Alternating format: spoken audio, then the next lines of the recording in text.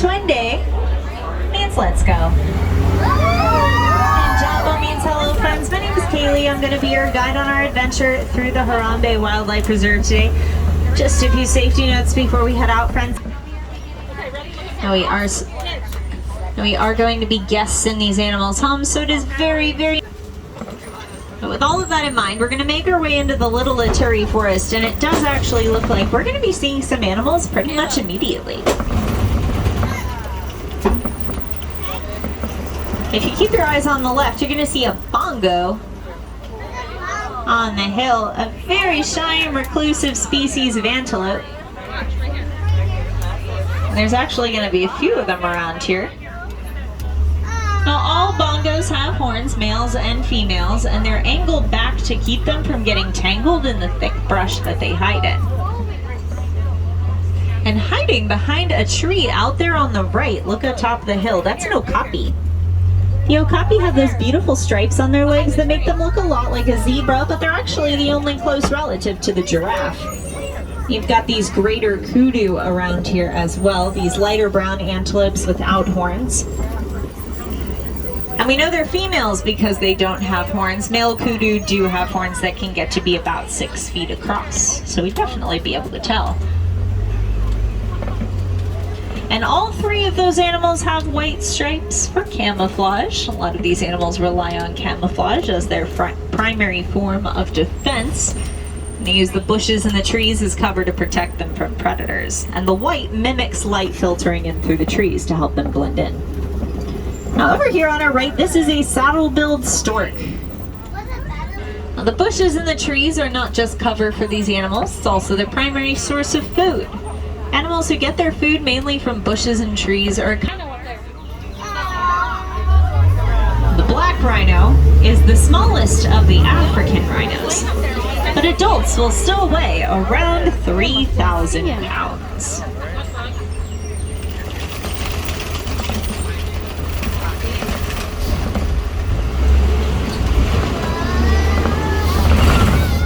We're going to head out of the forest and we're going to make our way into the Safi River, which is going to be home to animals who spend a lot of time in and around the water. So that's where we're going to be keeping an eye out around here. And we do have a lot of birds out here in this river environment. And out here on the bank, the large grayish white birds are called pink-backed pelicans. They're actually the smallest of the pelicans, but their wingspan is still around 7 to 9 feet. And 9 feet, just for reference, would be about the width of the canopy of this truck.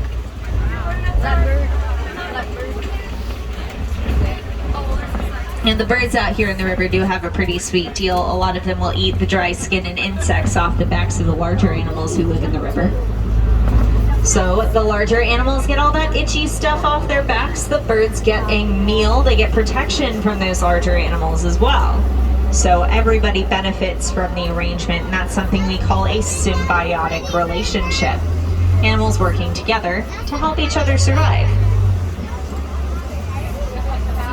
Now look over here on the left, because up on the bank and kind of poking through that crack in the rocks there, you can see a hippo hanging out of the water.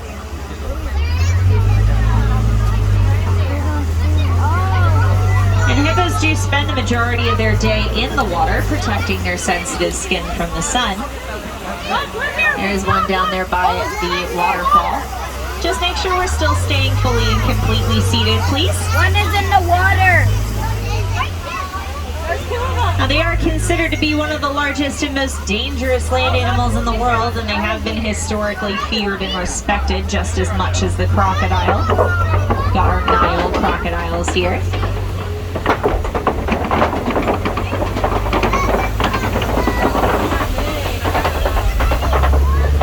For 9 months out of the year, which is why this one looks a bit upside down.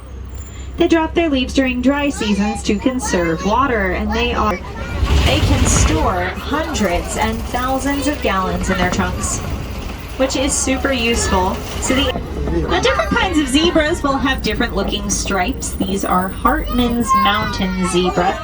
Their stripes are very wide and spread out on their back ends. And a zebra's stripes will occasionally help them blend into the taller grasses out on the savanna, but mostly the stripes will just help the zebras blend in with each other. When they move together in their groups, which are called dazzles, the stripes form an optical illusion effect that makes it really hard for the predators to be able to pick one zebra out of the group to attack, because the whole group looks like one big mass of stripes. Now, way back there on the left, those are sable antelopes with horns that are designed for defense. They're super sharp and curved back to... The sables are very, very good at defending themselves. They're extremely territorial and working together in a group. They have been known to drive off lions.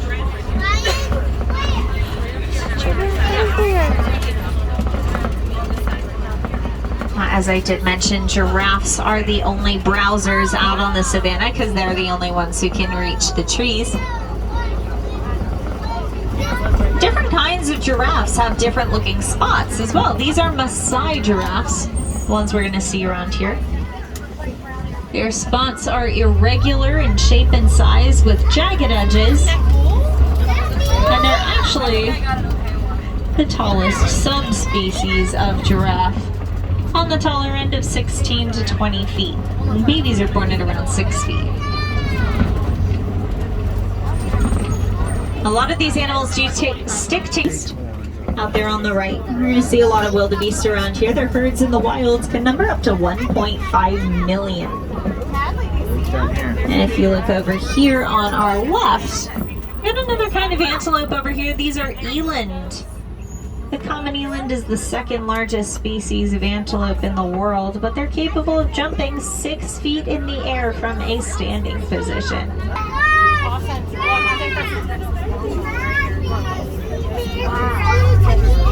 Now it looks like over here we're going to get nice and close to an Ankole cattle as well. Next to us on our right-hand side, Ankole cattle's horns can get to be 6 feet long. They might look heavy, but they're actually hollow on the inside. They are also known as Wet'suwet'en cattle, named after the Wet'suwet'en tribe, who were the first to domesticate them. Now, since the giraffes have pretty much no competition for their main food source, they'll spend almost their entire day eating. Giraffes do eat for about 20 hours a day. They only sleep for 30 minutes. And not all at once either. They just take little power naps throughout the day of about 10 minutes at a time. And they sleep standing up. And there is one standing directly in the road in front of our friend over here. Why did giraffes sleep standing up? Oh, we took a big dump. The boys are abused. What is he doing? Oh, we're taking a dump. Their cousins, the okapi, they do have those little nubs on top of their heads, which are called ossicones, and male okapi have those as well. They also use their very long and flexible tongues to eat. Their tongues can get to be about 18 inches long, and that is something they share with the okapi. Every so often, by the way, animals hanging out in the road. Giraffes are one of the most frequent offenders. These animals are free roaming. They're allowed to do whatever they want. Sometimes what they want is to stand in the middle of the road and refuse to move.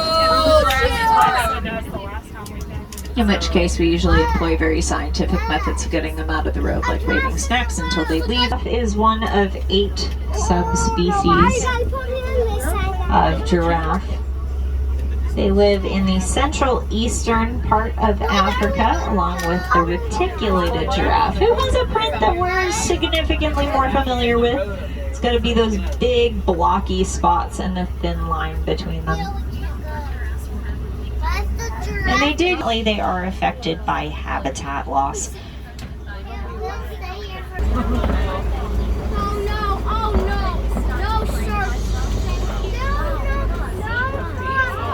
Yes, that's good. You face away from the road, friend. You do not follow. Do not lead by example. Okay. There we go. I hope you enjoyed your bribes. Well, I got an excellent demonstration of that very flexible tongue over here on our left. Look at that. So a giraffe's tongue can grow to be about as long as a regular adult's forearm. So they can drill over here in the trees on our left. And the mandrills are the largest species of monkey in the world, certainly the most colorful. They are recognizable by their super colorful backsides and the males bright blue and red nose. They tend to be a little more solitary.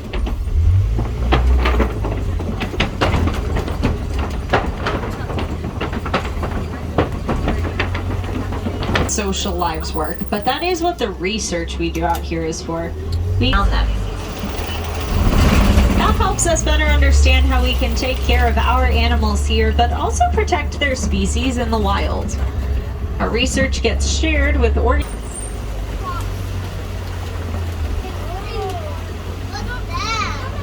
Looks like around here we're going to be coming up on a flamboyance of greater flamingos. Well, these are the largest and lightest pink of their species, but no flamingo starts out pink. They come out of their shells looking a bit like little gray fluff balls, and they'll start to develop their pink color at about 3 months after they're born. The color comes from a mineral found in brine shrimp called beta-carotene. The more they eat, the pinker they get, and they won't look fully pink like adults until at least 2 years. So sometimes they look pinker than other times, all depending on what they're eating.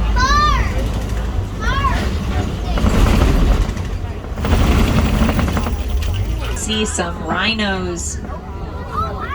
These are white rhinos, the largest of all rhinos. Rocks in the area that helps get rid of any dry skin and any insects as well. They'll also scrape their horns off on the trees and the rocks. Rhino horns are made out of the same material as your fingernails and hair, a mineral called keratin. And so they have to file down their horns to keep them from getting overgrown. The fastest land animal in the entire world. Cheetahs can get from 0 to 60 miles an hour in 3 seconds. And they're our left-hand side. Ostriches are the largest birds in the entire world, but their wings are not capable of getting their 300-pound bodies off the ground. So they can't fly, but they run at 40 miles an hour. That makes them the fastest birds on land, but also the fastest anything that stands on 2 legs as they run.